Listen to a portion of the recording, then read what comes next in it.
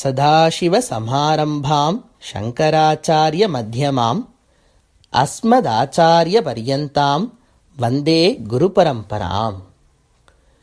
கிருபா சமுத்திரம் சுமுகம் திரிநேத்திரம் ஜட்டாதரம் பார்வதி வாமபாகம் சதாசிவம் ருத்ரம் அனந்தரூபம் சிதம்பரேஷம் ஹிருதி பாவயாமி. அலையார் புனல் சூடி யாகத் தொருபாகம் மலையாள் மகளொடு மகிழ்ந்தான் உலகேத்த சிலையால் எயிலெயித்தான் சிற்றம்பலந்தன்னை தலையால் வணங்குவார் தலையானார்களே. ஆஸ்தீக அன்பர்கள் அனைவருக்கும் நமஸ்காரம். மீனாட்சிதாசன் பேசுகிறேன். ஆலயமறிவோம் பகுதி 301 சிதம்பரம் ஸ்ரீ நடராஜ பெருமானுடைய திருக்கோவிலை பற்றி அனுபவிக்கப் போகிறோம்.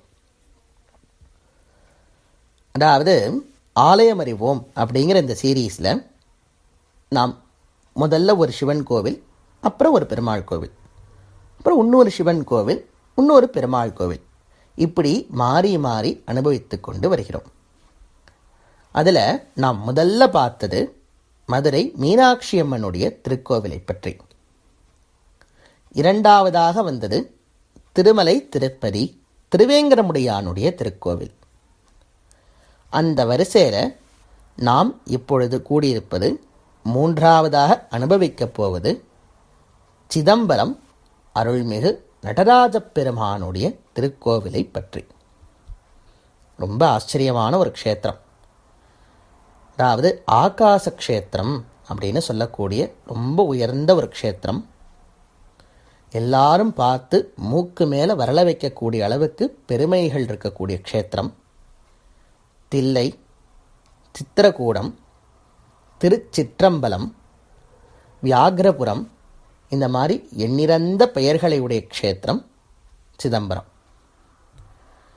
இந்த சிதம்பரத்தில் ஊரினுடைய நடுநாயகமாக பெரிய கோவிலோட, பெரிய பெரிய கோபுரங்களோட, பெரிய பெரிய ரதங்களோட, பெரிய பெரிய பிராகாரங்களோட, பெரும் குளத்தோட, எண்ணற்ற தீர்த்தங்களோட, அதுக்கு எல்லாத்துக்கும் நடுநாயகமாக அழகான பொன்வேய்ந்த சபைக்கு நடுவில் உமையொரு பாகனாக சிவகாமசுந்தரி ஒரு புறம் இருக்க,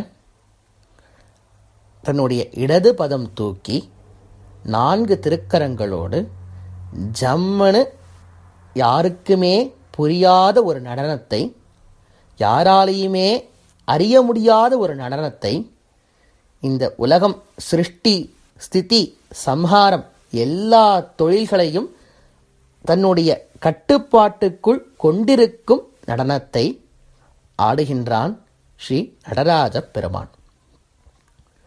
அந்த நடராஜ பெருமானை பற்றியும், அவனுடைய கோவில், அவனுடைய ஊர், இந்த க்ஷேத்திர மகாத்மியம், புராண வரலாறுகள், இந்த மாதிரி பல விஷயங்களை நாம் இன்று தொடக்கமாக அனுபவிக்கப் போகிறோம். இன்றைக்கு நான் சிதம்பரத்தை பற்றி பேசணும்னு முடிவெடுத்த பொழுது, நான் இன்றைக்கு தான் முடிவெடுத்தேன். அது ஒரு விஷயம் இருக்குது. ஏன்னா நிறைய லிஸ்ட் ஆஃப் கோவில்ஸ் வச்சுருந்தேன். இப்போ அடுத்து எந்த சிவன் கோவிலை பற்றி பேசலாம் அப்படின்னு சொல்லி ஒரு லிஸ்ட் ஆஃப் கோவில்கள் வச்சுருந்தேன். அதில் ஃபைனலைஸ் பண்ணது சிதம்பரம். அப்போ அந்த ஃபைனலைஸ் பண்ணுறதுக்கு ஒரு ஸ்ட்ராங்கான சப்போர்ட்டிங் பாயிண்ட் வேணும்ல. அதுக்கு 2 பாயிண்ட் இருந்தது. அதில் ஒன்று ரொம்ப முக்கியமான ஒரு பாயிண்ட் என்னென்னா, இன்றைக்கு வியாழக்கிழமை. வியாழக்கிழமை மட்டும் இல்லாமல் பூச நட்சத்திரம் சேர்ந்திருக்கும் ஆச்சரியமான ஒரு நாள். என்ன சுவாமி, என்ன காம்பினேஷன் இது? ஏன் வியாழக்கிழமையும் பூசமும் சேர்ந்திருந்தால் அதில் என்ன விசேஷம் அப்படின்னா, இதை போன்று ஒரு வியாழக்கிழமை பூச நட்சத்திரத்தன்னைக்கு தான் மத்தியானம் 12 மணிக்கு நண்பகலில் சிதம்பரம் அப்படிங்கிற இந்த அழகான க்ஷேத்திரத்தில் ஆகாசத்தேன்னு அப்படியே கீழே இறங்கி வந்து பெரிய யாராலையுமே புரிஞ்சிக்க முடியாத ஒரு நடனத்தை பண்ணி காமிச்சார் சபாபதியான நடராஜ பெருமான். ஆக மொத்தத்தில் தன்னுடைய கைலாசத்தை விட்டு நம் போன்ற பக்தர்களுக்காக தில்லை 3000 கூப்பிட்டதுக்காக பதஞ்சலியும் வியாகரபாதரும் ஆசைப்பட்டதுக்காக பூமிக்கு வந்து சிதம்பரம் என்னும் இந்த க்ஷேத்திரத்தில் இந்த அம்பலத்தில் அழகான ஒரு நடனம் புரிந்தார் சிவபெருமான். அந்த நடனம் புரிந்த நாள் வியாழக்கிழமை, குருவாரம், ஒரு பூச நட்சத்திரம். அது வந்து ஆக்சுவலாக தை மாதம் வியாழக்கிழமை பூச நட்சத்திரம், தைப்பூசத்தன்னைக்கு. நம்ம அந்தந்த தைப்பூசத்துலேருந்து ஒரு மாதம் கரெக்டாக தள்ளி மாசி பூசம், அந்த மாசி மாதம் பூச நட்சத்திரத்தன்னைக்கு இதை அனுபவிக்கிறோம். அவரும் வளர்பிறையில் தான் வந்தார், நாமும் வளர்பிறையில் தான் அதை அனுபவிக்கிறோம். ஸோ இவ்வளோ விஷயங்கள் சேர்ந்திருக்கு இந்த சிதம்பரத்தை நாம் அனுபவிக்க ஆரம்பிக்கும் நாள். பாருங்க, இதெல்லாம் கம்ப்ளீட்டாக நடராஜனுடைய அனுகிரகம்தான். ஏன்னா வியாழக்கிழமை எல்லா வாரமும் வந்துட்டுருக்கு, பூச நட்சத்திரமும் 27 நட்சத்திரங்கள் அப்படியே மாறி மாறி வந்துட்டே இருக்குது. இது ரெண்டும் ஒன்று சேரணுமே. அப்படி ஒன்று சேர்ந்தாலும் இந்த வளர்பிறை ஒன்று சேரணுமே. இவ்வளோ விஷயம் இருக்குது. வளர்பிறை, பூசம், வியாழக்கிழமை, இந்த மூணையும் ஒரு சேர கொடுத்து நம் அனைவரையும் சிதம்பரத்தை பற்றி ஒரு சுப நாளில் அனுபவிக்க ஆரம்பிக்கிறதுக்கு நடராஜ பெருமான் அழகாக அனுகிரகம் பண்ணியிருக்கார். இதுதான் முதல் காரணம் நான் இன்னைக்கு சிதம்பரம் சூஸ் பண்ணதுக்கு. ரெண்டாவது காரணம், திருமலையிலிருந்து டைரக்டாக சிதம்பரத்துக்கு ஒரு லிங்க் இருக்குது. அதுதான் ரெண்டாவது காரணம். அந்த காரணத்தை வந்து கொஞ்ச நேரம் கழித்து பார்ப்போம். முடிஞ்சால் இன்றைக்கி பார்ப்போம், இல்லாட்டா நாளைக்கு பார்ப்போம். ஸோ இந்த 2 காரணங்களால் தான் சிதம்பரத்தை பற்றி நாம் பார்க்க ஆரம்பிக்க போகிறோம். இந்த பார்க்க ஆரம்பிக்க போகிறோம் அப்படின்னு நான் சொன்னதே ஒரு சிறுபிள்ளைத்தனம். ஏன்னா இதை யாராலையுமே புரிஞ்சிக்க முடியாத ஒரு க்ஷேத்திரம். ஏன் அப்பரே சொல்கிறார், நாவுக்கே அரசர். அவர் அப்பர் சொல்கிறார், அரியானை அந்தனர்தம் சிந்தையானை அருமறையின் அகத்தானை அணுவை யாருக்கும் தெரியாத தத்துவனை தேனை பாலை திகழ் ஒளியை தேவர்கள் தம் கோனை மற்றை கரியானை நான்முகனை கனலை காற்றை கனைகடலை குலவரையை கலந்து நின்ற பெரியானை பெரும்பற்ற புலியூரானை பேசாத நாளெல்லாம் பிறவானாளே அப்படின்னு அப்பர் சொல்கிறார்.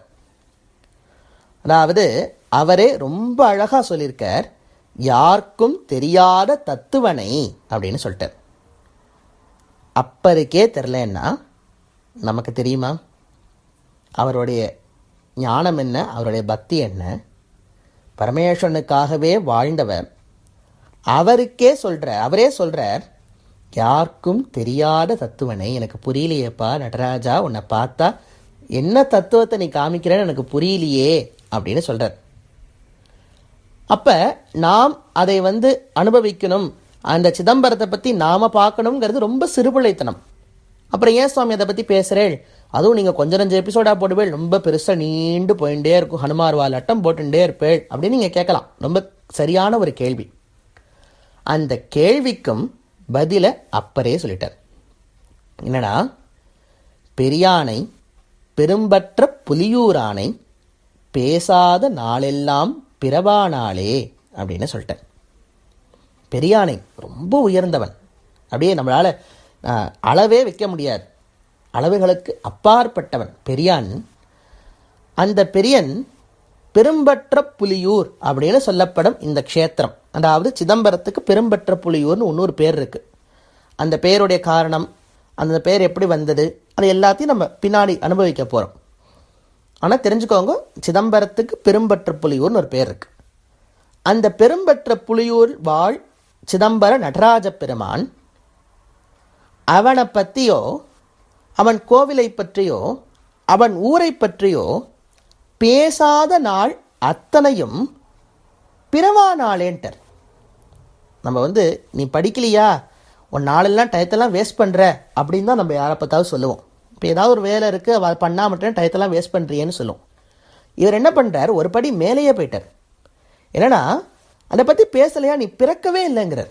அந்த நாளே உனக்கு பிறக்கலை, நீயும் பிறக்கலன்ட்டு. இப்போ ஒருத்தருக்கு 60 வயசு ஆகுது. 60 வயசில் கூட்டி கழித்து பார்த்தா ஒரு வருஷம் 365 நாட்கள் நான் சிதம்பரத்தை பற்றி பேசியிருக்கேன் அப்படின்னு சொன்னார்னா, அப்புறம் என்ன சொல்கிறார், உன் வயசு அப்போ 1 தான் ஆறுதுங்கிறார். எவ்வளோ நாட்கள் நீ சிதம்பரத்தை பற்றி பேசியிருக்கியோ அது எல்லாத்தையும் டோட்டலாக ஆட் பண்ணு, அதுதான் உன்னுடைய வயசுங்கிறார். அப்போ எனக்கு வயசு 1 சுவாமின்னா அவ்வளோதான். ஏன்னா நீ சிதம்பரத்தை பற்றி நீ பேசலையே, நடராஜ பெருமானுடைய கருணையை பற்றி நீ பேசாமல் போயிட்டியே, பேசாத நாளெல்லாம் பிறவா நாளே அப்படின்னு சொல்லி முடிச்சிட்டேன். இதனால தான் அப்படிப்பட்ட ஒரு க்ஷேத்திரத்தை நாமும் பேச வேண்டும், அந்த க்ஷேத்திரத்தை பற்றி நம்ம பார்க்கணும், அனுபவிக்கணும், தெரிஞ்சுக்கணும் அப்படிங்கிறதுக்காகத்தான் நாம் இன்று தொடக்கமாக நடராஜ பெருமானுடைய அழகான கோவிலை பற்றி அனுபவிக்கப் போகிறோம். ரொம்ப ஆச்சரியமான க்ஷேத்திரம். நிறைய விஷயங்கள், அதாவது நினச்சி கூட பார்க்க முடியாத அளவுக்கு பல விஷயங்களை உள்ளடக்கிய ஒரு அழகான க்ஷேத்திரம் சிதம்பரம். அந்த சிதம்பரத்துக்கும் திருமலைக்கும் ஒரு லிங்க் இருக்குது. அதனால தான் நான் சொன்ன 2வது காரணம், திருமலையிலேருந்து எத்தனையோ சிவன் கோவில் சூஸ் பண்ணாலும் சிதம்பரத்துக்கு அதை ரவுண்ட் டவுன் பண்ணுறதுக்கு ஒரு அழகான ஒரு காரணம், திருப்பதிக்கும் சிதம்பரத்துக்கும் இருக்கிற ஒரு லிங்க். அந்த லிங்க் என்ன, மேலும் இந்த கோவில் எத்தனை சிறப்பு வாய்ந்தது, இந்த கோவிலை பற்றின அழகான கதைகள் என்ன, எல்லாவற்றையும் நாளை தொடக்கமாக மெதுவாக அனுபவிப்போம். சிவகாம சுந்தரி சமேத நடராஜ பெருமானுடைய திருவடிகளில் நம் அனைவருக்கும் பக்தி பெருக காத்திருப்போம். நாளை சந்திப்போம்.